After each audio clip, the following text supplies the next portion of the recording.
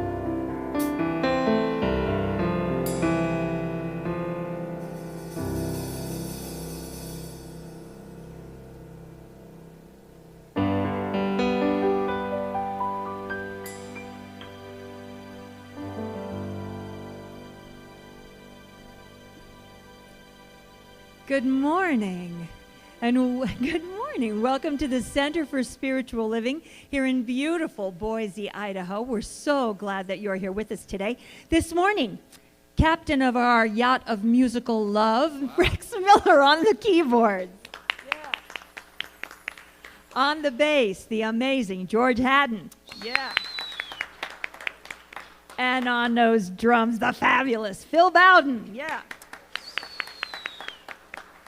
My name is Becky Borczon, and I'm this week's featured vocalist. We are very glad that you're here in the sanctuary, and also online. Open mine eyes that I may see glimpses of truth thou hast for me. Open mine eyes, illumine me. Spirit divine.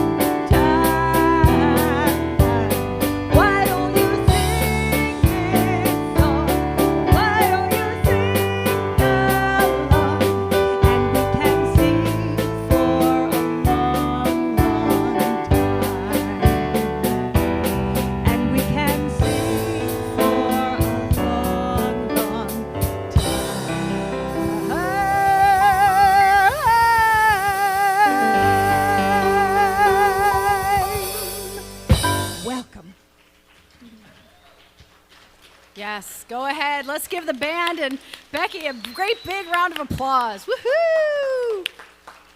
All right. Well, I'm Donna Sheedy, practitioner here at CSL, and we are going to go into our spiritual practices.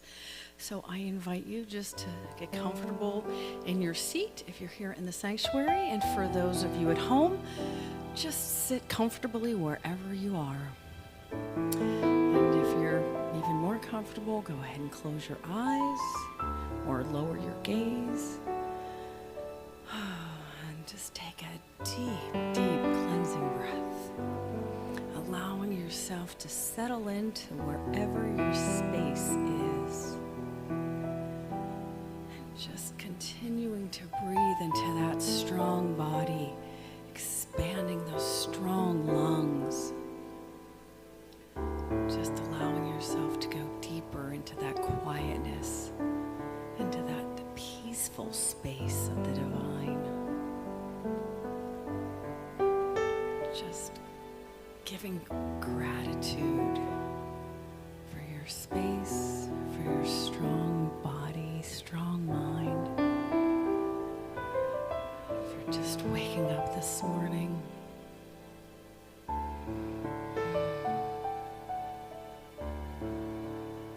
Just letting go, letting God.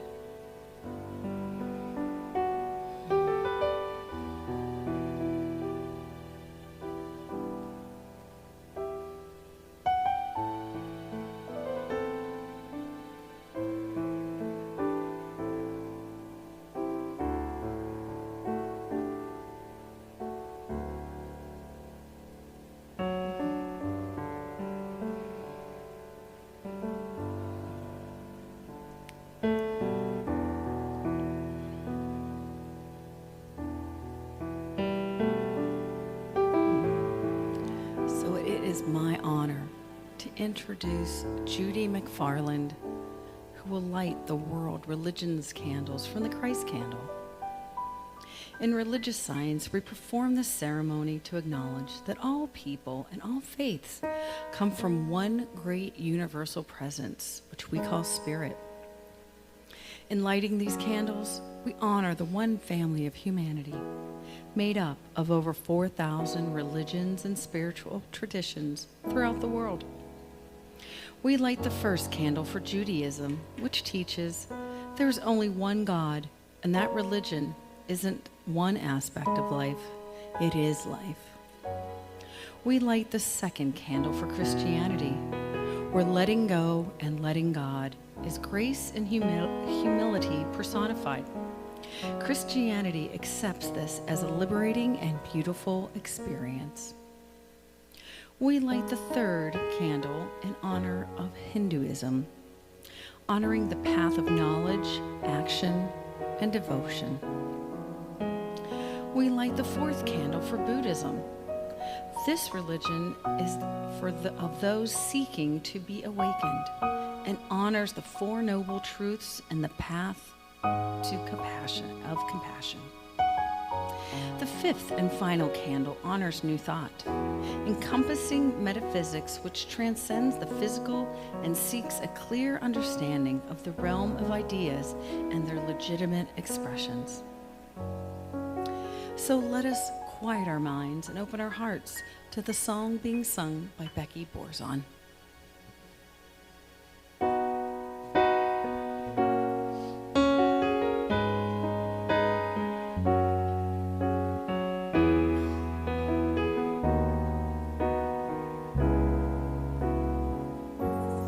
In this moment, in this place, I remember who I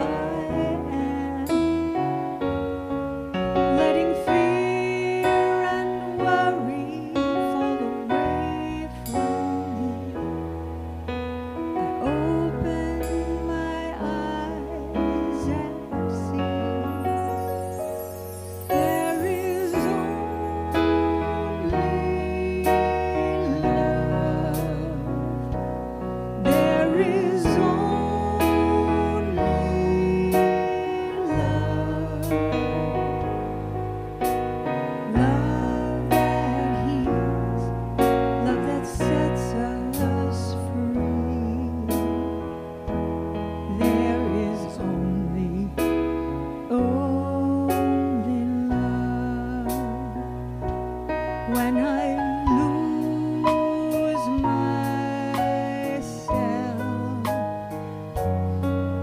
when it seems I've lost my way, when I go inside and quiet my mind, I can hear Spirit gently say, "Oh my child, there is only love. There is only love. Love that heals, love that sets us free. There is only love. There is only love.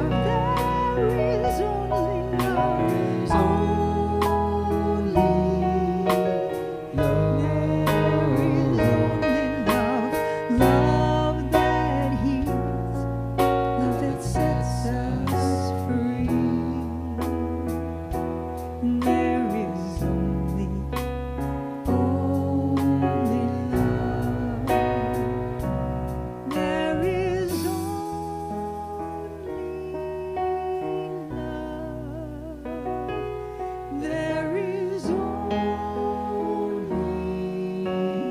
love. Love that heals, love that sets us free. There is only love.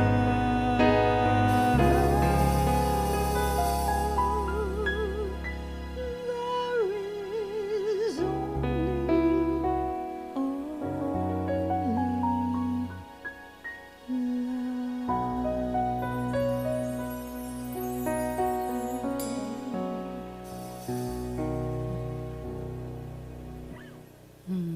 Let us pray. So as we bask in this sacredness that has so beautifully been created by the musicians and singer, this is the space that we recognize that powerful presence of God, that one mind, that God is all that there is. God is love and joy and happiness and peace, and above all, love. And I know right where we all are, God is.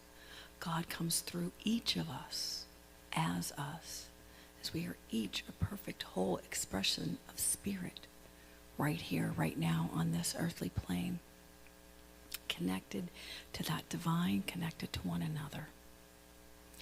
So I can bless all of the hands and the hearts that have come together to make this service perfect and whole and wonderful, and all the service of all the volunteers for service and before and after service, making it just a wonderful experience for all. And I say a blessing for all of the ears and the hearts that are listening to this message today, that they take it in for their perfect and highest and best well-being.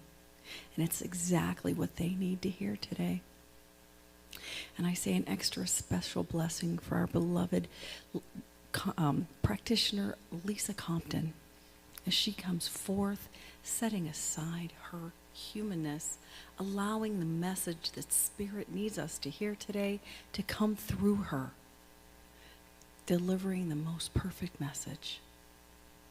So I call this service good and oh so very good.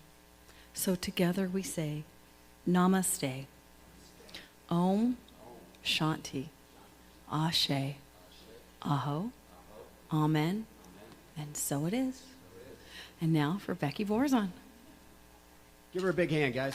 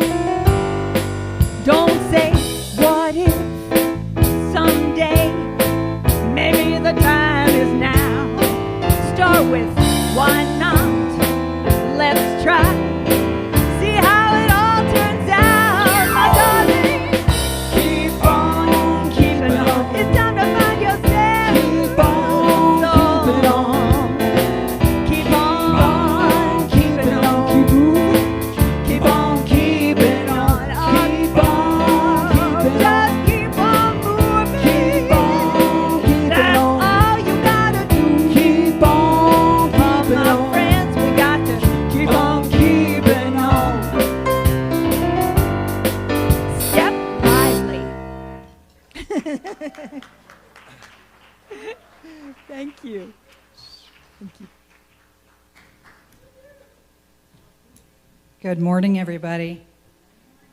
Ooh, it's scary up here. But I'm going to do it anyway. Right? Thank you for that. Thank you, Becky. That was the perfect song for me today.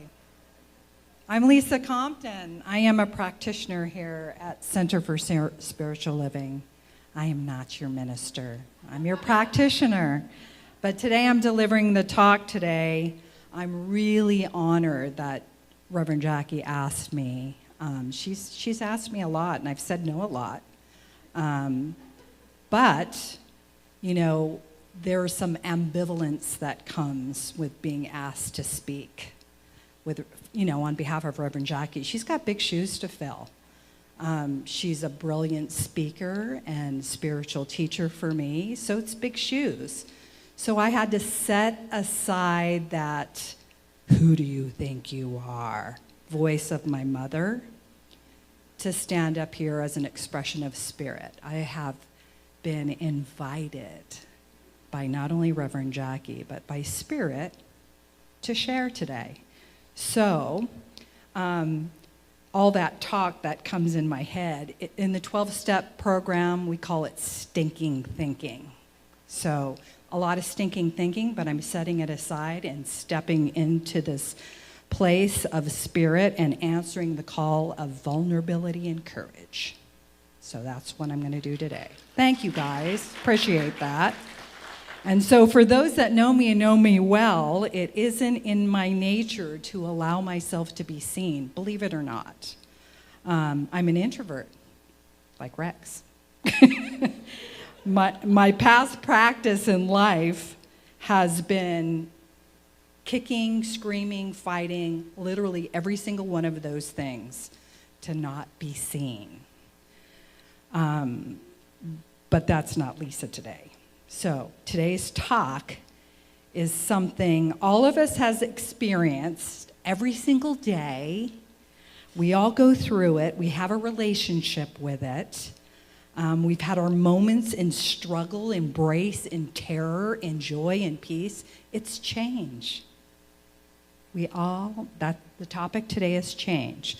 So think about our lives and all the changes that have occurred in your lifetime. Think about them. Some happen little by little over time, and some happen with a bang, right? Like right now. They happen right now, like, wow, I wasn't ready for that. So think about the world and the changes over time. I think about social movements, societal changes, attitudes and changes in expressions and ways of being. Things like the acceptance of racism or sexism and how that's changed over time. Changes in our LGBTQ community, the progression, the regression, right? All the changes that happen in the world. There was the birth of technology and the evolution of technology in our lives. Think about that. I remember a time when, for me as a teenager in the early 70s, technology was when we got that extra long cord that connected to the phone from the wall, and I could take it all the way into my bedroom and close the door. That was a big deal. That was like, wow, what an advancement, when you could close the door and you didn't have to stand and quietly talk against the wall. Never did I know, my mind never conceived what the world would look like today, back then, unless I was watching the Jetsons. When they were FaceTiming, the Jetsons were FaceTiming. We didn't know that then, but that's what they were doing.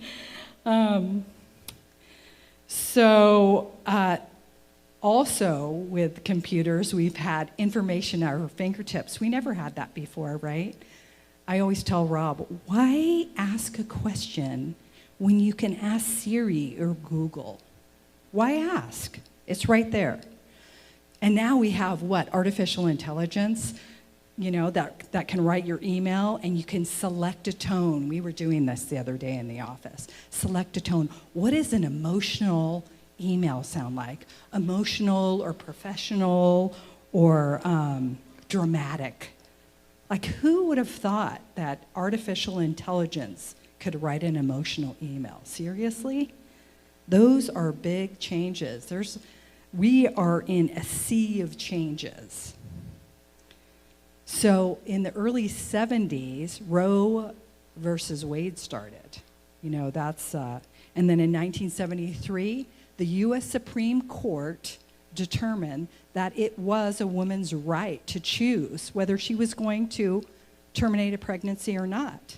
But just last year, that was overturned. Now that's a big change, right? From one thing to another. I mean, amazing changes. So I think about today is September 10th, and I have a 22-year-old granddaughter that was born today. It's her birthday, India's birthday. And I was, 22 years ago, I held my daughter Grace in my arms. She was 6 weeks old, and then my granddaughter was born. It was joyous. I mean, that's a fun fact about our family. I have a granddaughter and a daughter the same age. But then, we celebrated in joy. It was so much fun, to be kind of the funny family with, a new baby and a grandbaby at the same time. But tomorrow marks the anniversary of 9/11, and that was a big change in the whole world. I mean, it changed the landscape of the way we live today. So one day we're celebrating in joy and thanksgiving and total bliss. Rob and I were in bliss 22 years ago today. But then the next day, the world as we knew it, earth-shattering. I mean, this was a safe, secure place, and everybody was rattled. 4 planes, hijacked by extremists, hitting our Twin Towers. I want to acknowledge that day because it was a big day of change. It triggered things like, the war in Iraq and Afghanistan, the security measures in our airports and the way that we do things today. Everything changed. Attitudes and ways of being, which once was a relatively safe thing to join the military. I have 3 veteran children. And my daughter was in the military at the time, that it was safe to join, and benefits and all kinds of things. And all of a sudden, it was a heroic thing to do because it was a scary thing to do. And it was a dangerous thing to do. So attitudes and shifts in perspective about our military forces and who they were and what they were doing changed, lots of change. Think about all the racial profiling that came up, to be a Middle Eastern person and to walk into an airport. It was hard to watch all of that changing going on.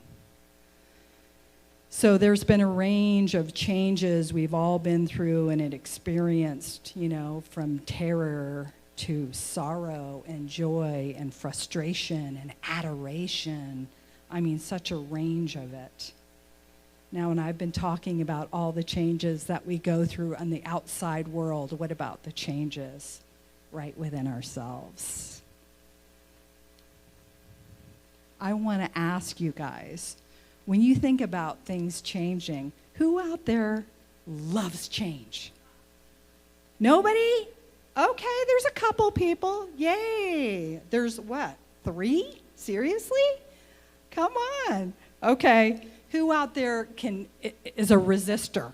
Who's a resistor? Oh, that's great. I wanted to know who our resistors were. It's Rob Compton back there. Calling you out, Rob. Whether you raised your hand or you didn't raise your hand doesn't much matter. The truth of the topic is change is inevitable, and it's part of our lives. It happens every single day. Change is defined as to become different or make something different. It's an act or an instant of making or becoming different. It's the replacement of something with something else and of the same kind that is newer or better. It's substituting one thing for another. Change is synonymous with revision, modification, adjustment, development, transition, revolution, transformation, and metamorphosis. I love that word. We all have things we do the same way at the same time in the same place. It drives me crazy. Have you ever gone to a class and everybody takes their seat, and day after day, everybody takes the same seat, and then when somebody sits in a different spot, they get all indignant, like, this is my seat. Like, shift people. I know some people in this church, not to call anybody out, that Sunday after Sunday, they park in the same place. Sunday after Sunday, month after month, year after year, they park in the same place. I'm not looking at you, Rex. There's some things in life that we don't want to change or we wouldn't even consider. I have this Italian mother, very Italian mother, who came from an immigrant Italian mother. She is an over-the-top, fabulous, magnificent cook. It's her art. I mean, fabulous. She learned from her mother, and they made Italian food. And my mother was raised on Italian food. They ate nothing but Italian food all her life. And then my dad comes along, a Filipino man from a different country. It was kind of taboo back then for her to marry him, but he took her around the world where she learned how to make other food and different kinds of food, and she developed her craft. And I think over time, celebrating with family and birthdays and holidays, she made the same dishes the same way.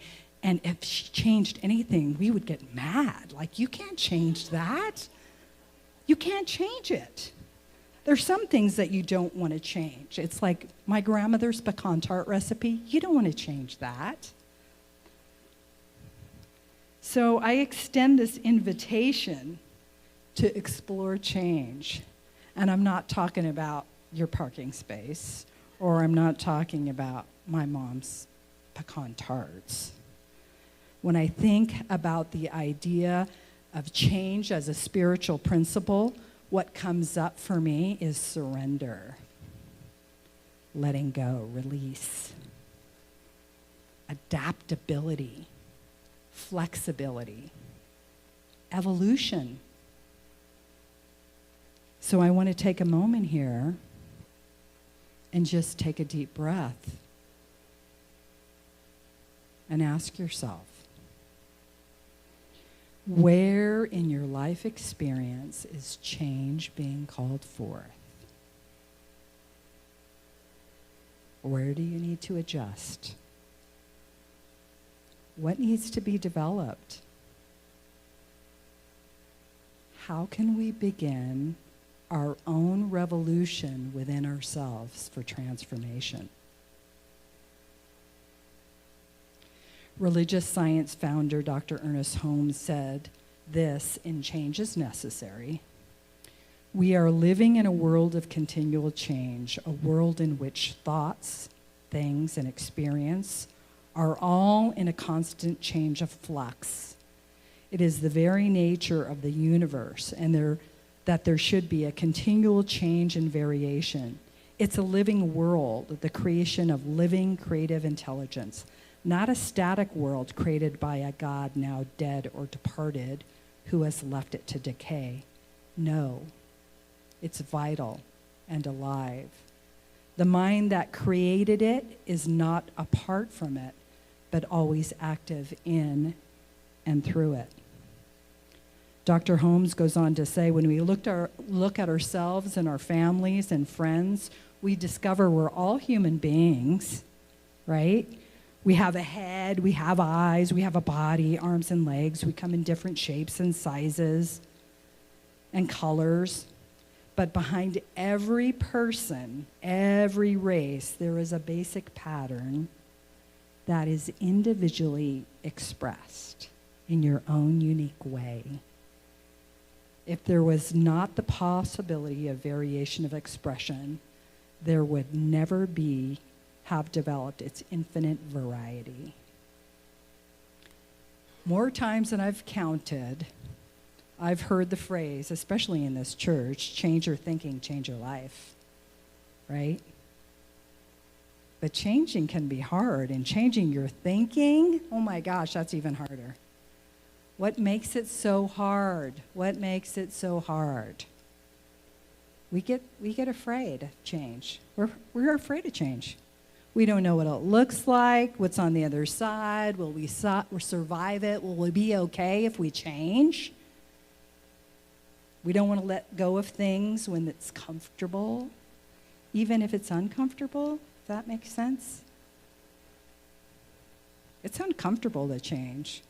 We have to venture out of down a wild road, uncharted, and we have to navigate places we've never been before. We don't know how to change, and we have to figure it out. It's hard to figure things out sometimes when you don't know. Nobody's exempt from it, not one of us.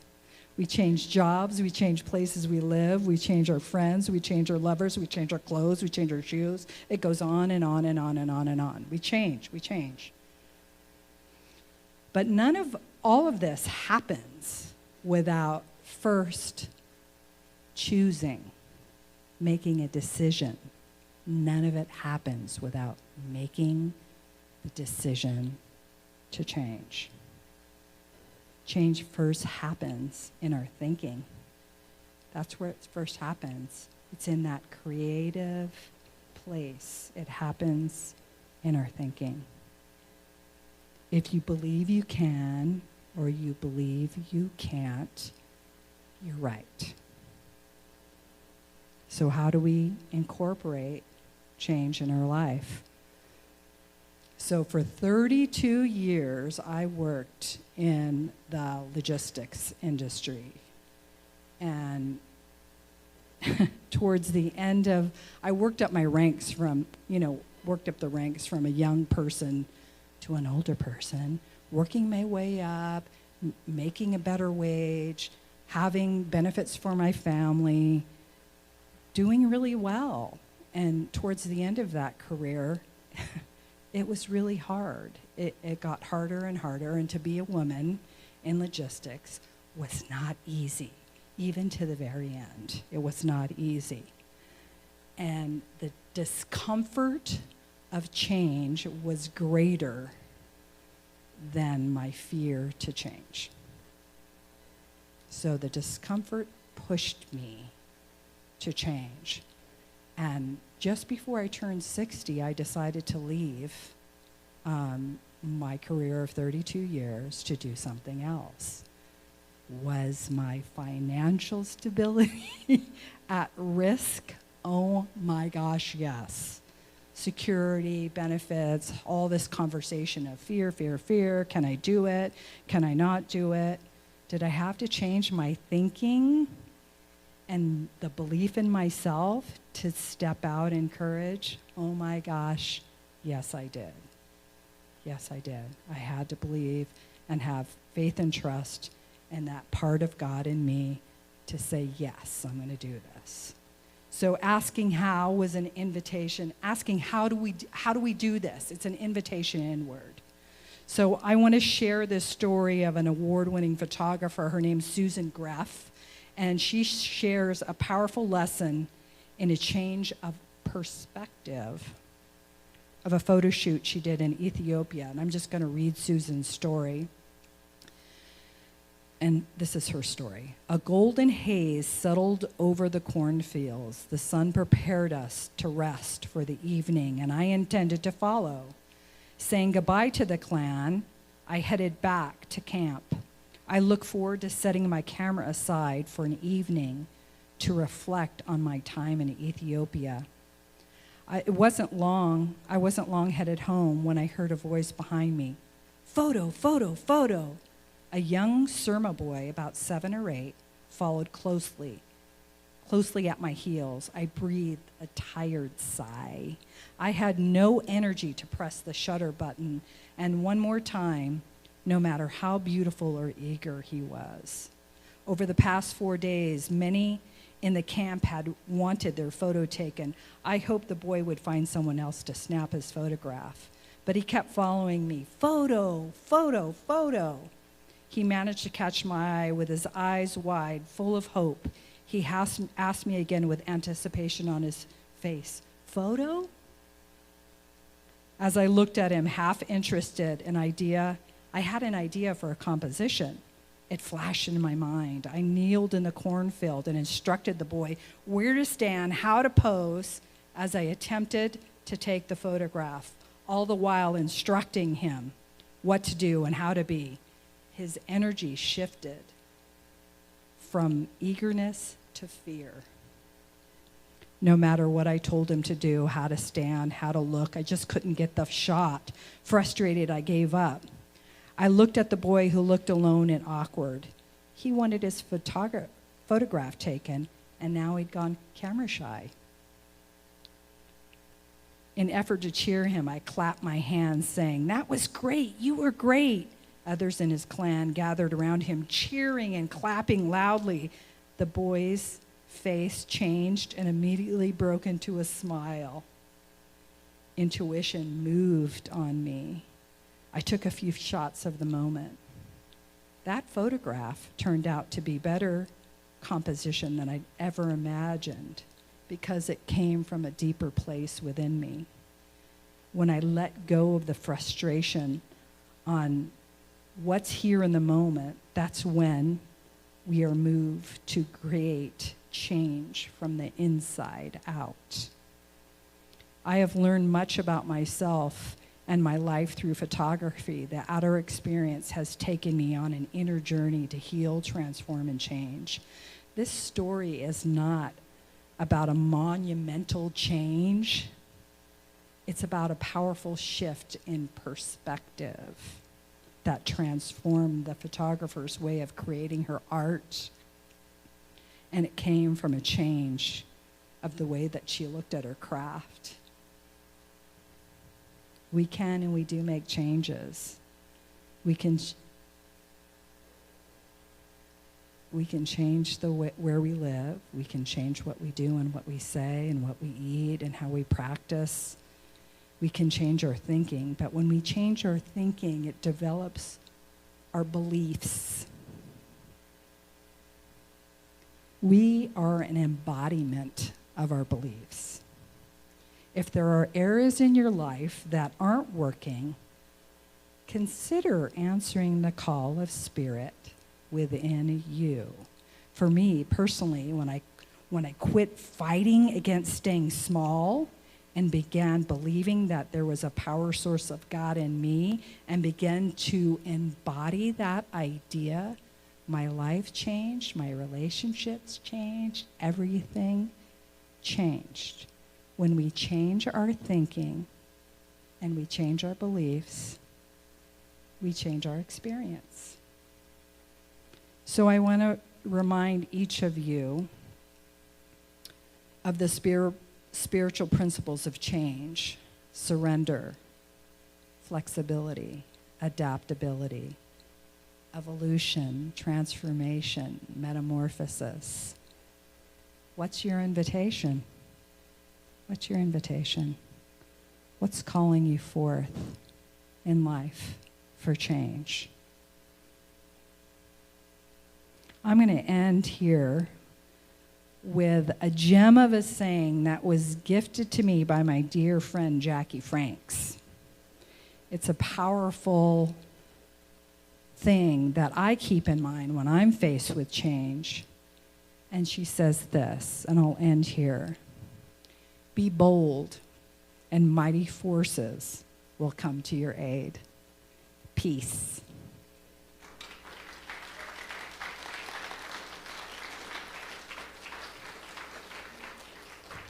So now there's an invitation for prayer. This is an invitation for prayer.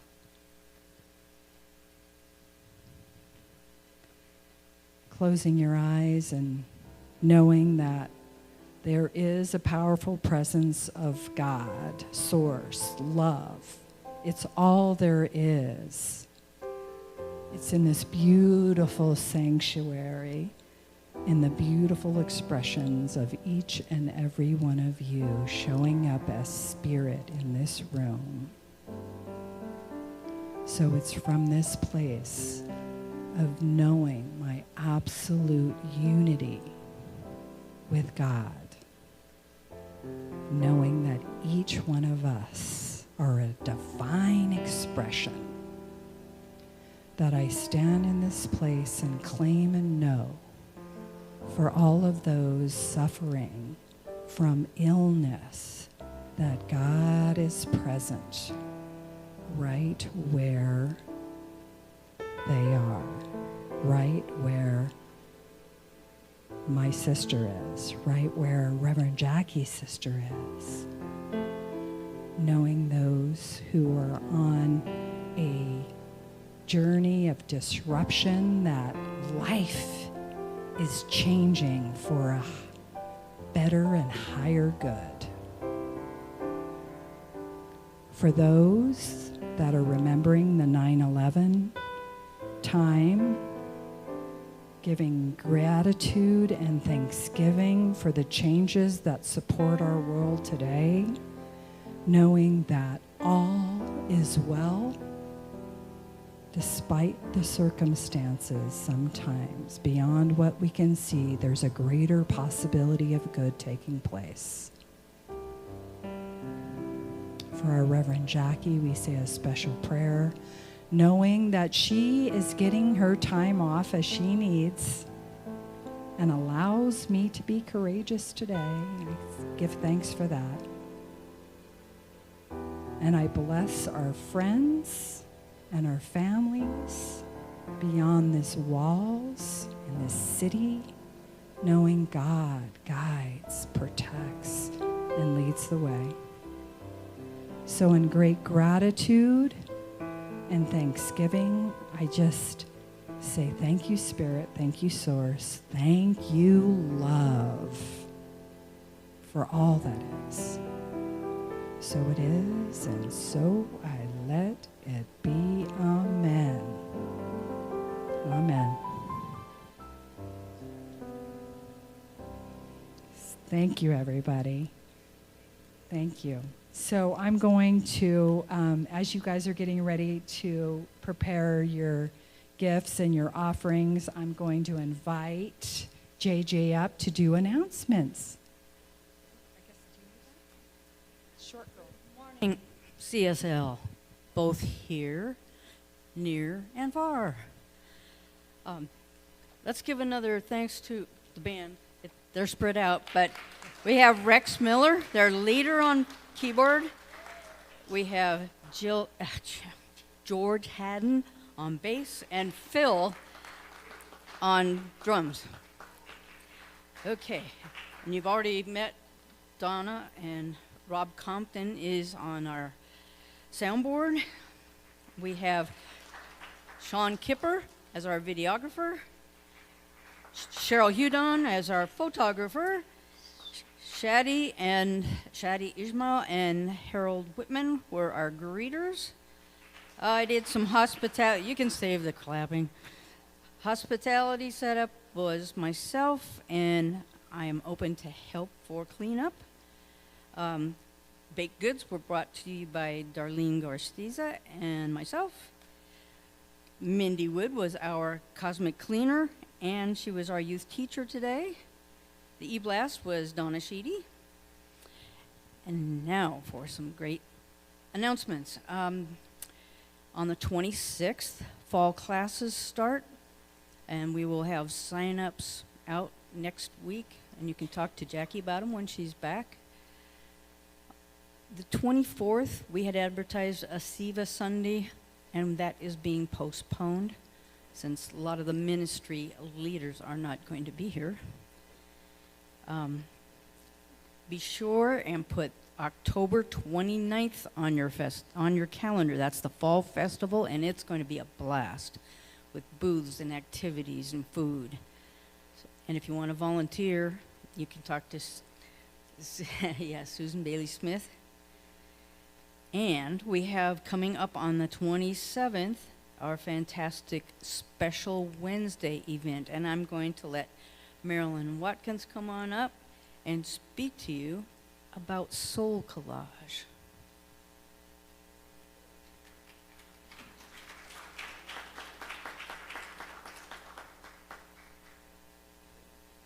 Good morning, everybody. I had the privilege of being trained to be a soul collage facilitator some years ago, and so. Come on in. Okay, did you hear that? No. Anyway, I'm doing a workshop the last Wednesday of the month, and it's called Soul Collage, and SOUL. You can look it up online. There's a lot of information on it. It's not an artistic endeavor, you know, you don't have to have any artistic background or talent. It's just purely an intuitive process. And so what we do is we make collages out of magazine pictures. I'm going to have you hold that for a minute. And then there's a writing process that goes with it. I know you can't see these too well, but it could be parts of yourself, like, okay, here's a woman plowing, and I wrote, I am the one who thinks I have to do all the work, you know, and take too much responsibility.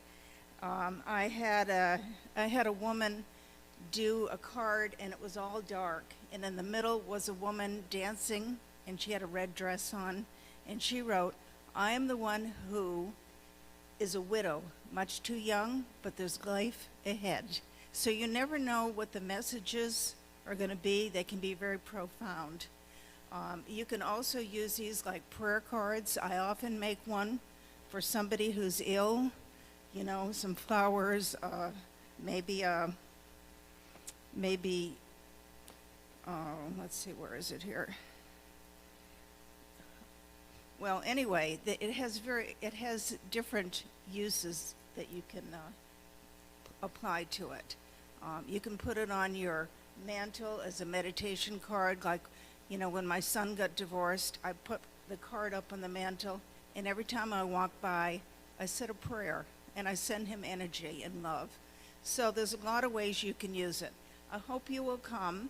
If you're interested, please try to bring some magazines with pictures, scissors, and a glue stick, and that's it.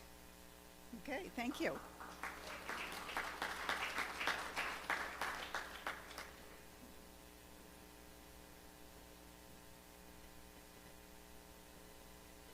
Happy Sunday. My name is Susan Bailey Smith, and myself and Stephanie Jackson are heading up the fall festival that JJ talked about. So what we're asking is that if anybody wants to join us in this endeavor, which plans to be a lot of fun, I'm talking about line dancing and great country music and corn stalks and things like that, you know? And we're also thinking about I think it's called elote. It's a Mexican roasted corn on the cob. Oh my gosh, yeah. Apple desserts, you know, a competition, and of course the annual chili cook-off. So please put it on your calendar. And if you'd like to join Stephanie and I in having fun making this happen, after church next week, we're going to be meeting. So come and see me and sign up. Thanks.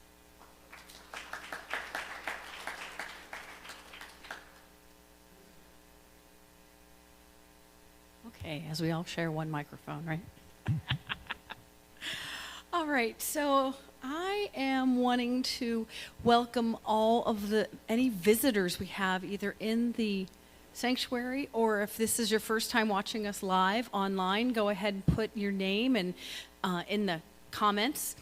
For those of you in the sanctuary, if this is your first or second time visiting, can you stand so we can welcome you and say hi? Okay, we have one, we have two. Oh, we have lots of visitors. So I'd like you all to look around and see who's standing. Excellent. Oh, we have lots of first-timers. And go up and introduce yourself and let them know exactly how friendly we are as a community. And in the back, of the seat pocket in front of you is this welcome card.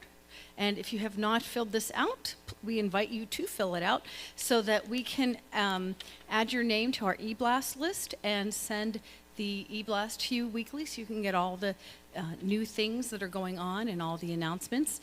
And just a correction, it was Shane that did this week's beautiful e-blast, by the way, not me. Just as a correction, but that's okay. So we invite you to do that so you can stay informed. And that is just our email list. We don't sell it, we don't share it, we don't use it for anything else. So you're good that way. Prayers. I wanted to talk about prayers. Because in our philosophy, we believe that prayer works, and we know that it does. Also in the seat pocket in front of you is a prayer request. So if you want to grab that and fill it out, what will happen is you can fold it and put it in the collection basket, and our prayer team of practitioners and ministers will pray on that for 30 days. And it doesn't have to be for anything bad. It can be for just continued goodness, or if you are having some challenges and you'd like some support, anything you want prayer for, throw it in that prayer request. And then for those of you at home, or if you leave here and you say, oh, now I want a prayer, you can email your prayer to prayers@cslboise.org.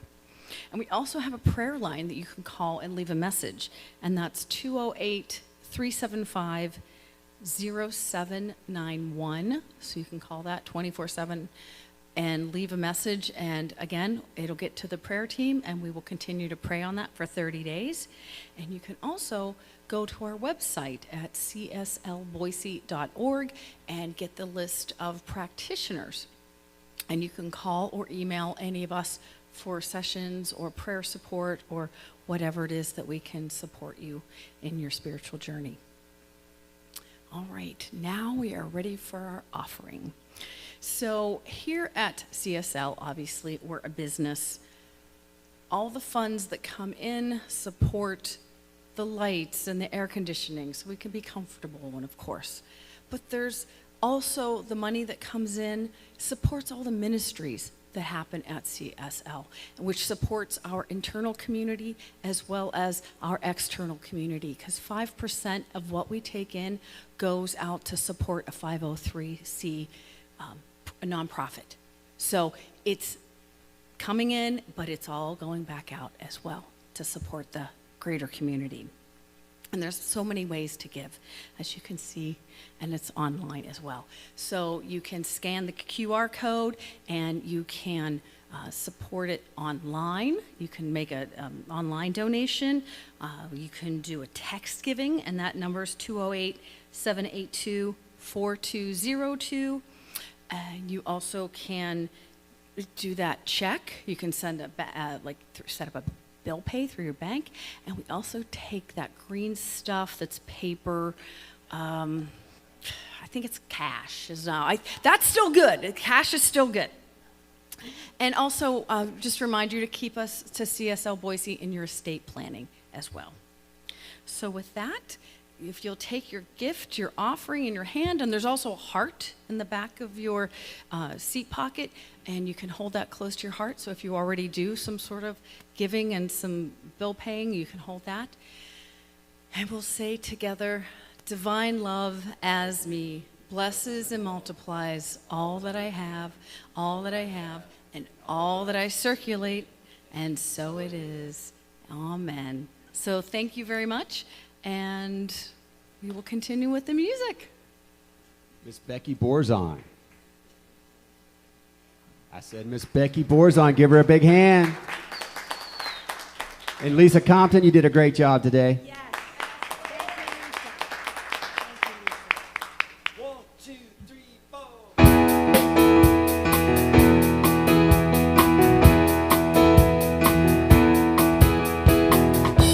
Nobody can tell ya there's only one song worth singing. They may try and sell ya, 'cause it hangs them up to see someone like you. So you gotta make your own kind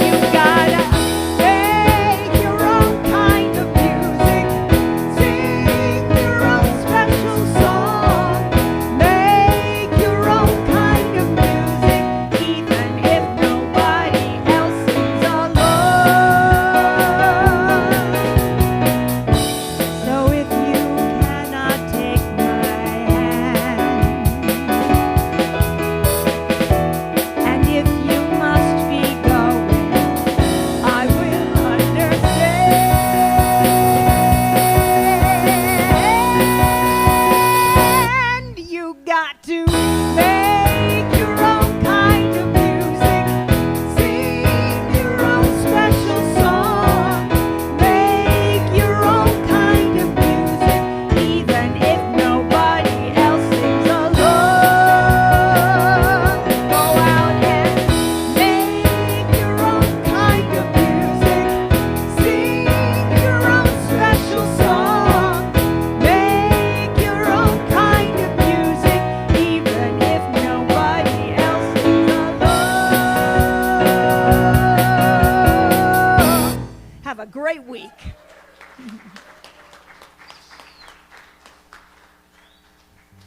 Right. So let's stand and receive your blessing. And for those of you at home, you stand as well. All right. So I bless you that you see your light and you be your light and you share your light with all that you encounter this week.